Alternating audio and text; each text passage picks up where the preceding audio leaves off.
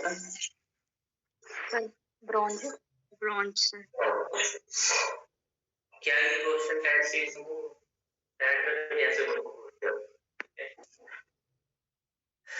चलिए, तो देखिए ऐसा नहीं है कि हर क्वेश्चन टफ होगा। 90 question sedition has become my religion was the famous statement given by Gandhi ji at the time of डंडे के टाइम तक हाँ जी तब बोला वैसे ही लॉट डंडे के टाइम बोला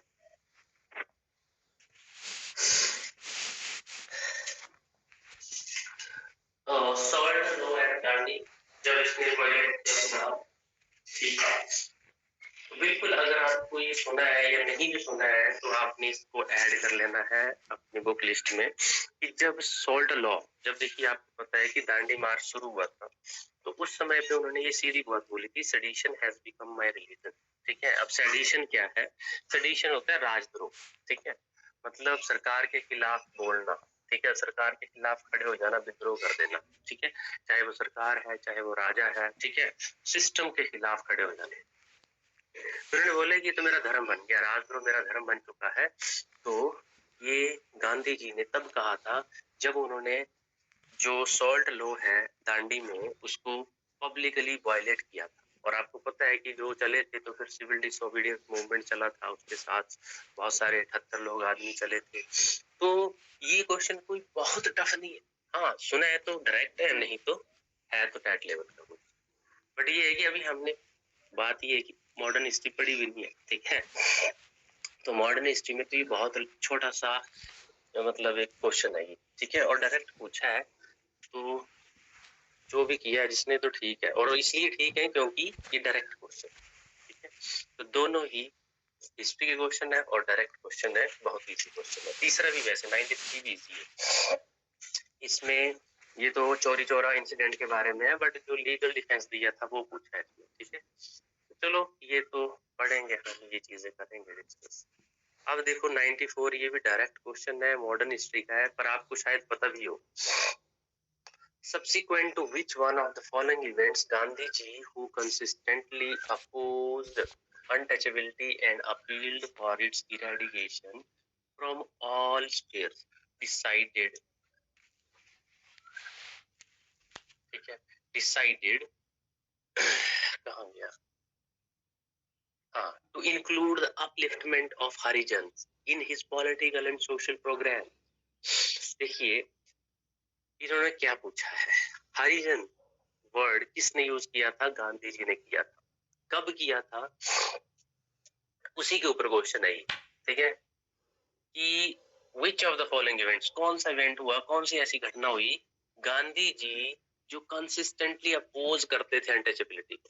ठीक है, जहां पे उन्होंने कंसेंट मतलब एक तरह से लगातार अपोज किया, ठीक है, अनटचेबिलिटी को, छुआछूत को, and appealed for its eradication from all spheres, हर तरफ से उसको जो है वो उसका उन्मूलन करना चाहा, उसकी इरेडिकेशन करने की बात की। अनटचेबिलिटी होनी नहीं चाहिए सोशल इसमें।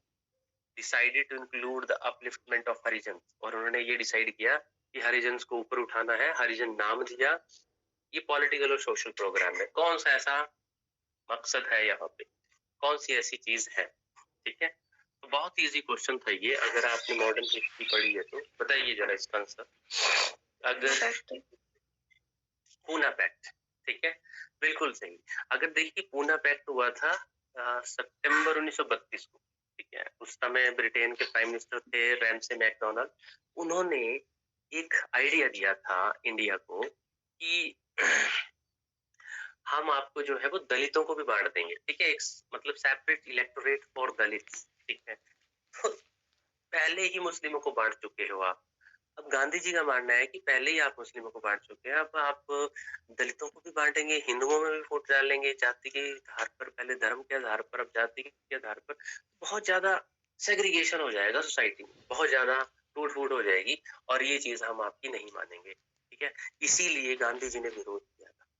But at the same time जो हमारे डॉक्टर भीमराव अंबेडकर थे, उनके साथ यहाँ पे नेगोशिएशंस करनी पड़ी थी गांधी जी को, क्योंकि गांधी जी के खिलाफ कहीं ना कहीं, खिलाफ नहीं बोल सकते बट उसमें कहीं ना कहीं डिफरेंस आ गए थे उनकी बातचीत में, अंबेडकर और गांधी जी की बात में, क्योंकि अंबेडकर भी दलित थे।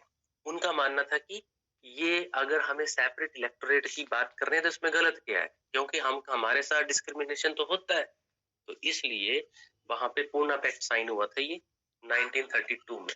इसको कम्युनल अवार्ड भी कहते हैं। ठीक है, क्वेश्चन ये भी आता है कि कब हुआ था, 1932 में। ठीक है, उसी के बाद उन्होंने हरिजन शब्द निकाला और इन्होंने बोला कि ये जो हमारे एक इंटीग्रेटेड पार्ट है, इंटेग्रल पार्ट है। ठीक है, एक बहुत ही हमारे समाज का अभिन्न अंग है दलित। ठीक है, ये गांधी जी ने कहा। तो इन्होंने दलित की जगह हरिजन वर्ड यूज किया था, ये हरि के जन है। ठीक है, और उन्होंने पत्रिका भी निकाली हरिजन 1933 में उसके बाद। तो उन्होंने हरिजन समाज सेवक संघ, बहुत कुछ इस तरह से इन्होंने ये चीजें की थी उस टाइम पे। पूना पैक्ट 1932 में साइन हुआ। डायरेक्ट क्वेश्चन, और ऐसा भी नहीं है कि ये क्वेश्चन जो है वो आपको टैट में नहीं मिल सकता, ऐसा क्वेश्चन टैट में मिलेगा अगर आपको थोड़ा सा मॉडर्न हिस्ट्री का पता है, चाहे टैट है चाहे वो आपका कमीशन है। ठीक है, तो मॉडर्न हिस्ट्री के क्वेश्चंस इजी पूछे थे मेरे हिसाब से, जितने भी पूछे थे वो लगभग इजी थे। ठीक है, और डायरेक्ट थे, सीधी सी बात देखें तो इसमें स्टेटमेंट्स नहीं है, मल्टी स्टेटमेंट नहीं है। ठीक है, देखो अगला भी हिस्ट्री गई है 95, और आई थिंक ये भी इजी होना चाहिए। ठीक है, देखो पपाया, पाइनएप्पल और गावा, ये जो फ्रूट्स हैं, how many of the above were introduced in India by the Portuguese in the 16th and 17th centuries? जब पोर्टुगीज आए थे तो उन्होंने इनमें से कौन से फ्रूट जो है वो अपने साथ बीज लाए? देखिए पोर्टुगीज के ऊपर लगातार क्वेश्चन पूछ रहा है यूपीएससी, एनडीए में भी पूछा था मक्का। ठीक है, एनडीए में क्वेश्चन था मक्का, मक्का भी पोर्टुगीज लाए थे, तंबाकू भी पोर्टुगीज लाए थे, ये मैंने आपके साथ डिस्कस भी किया था।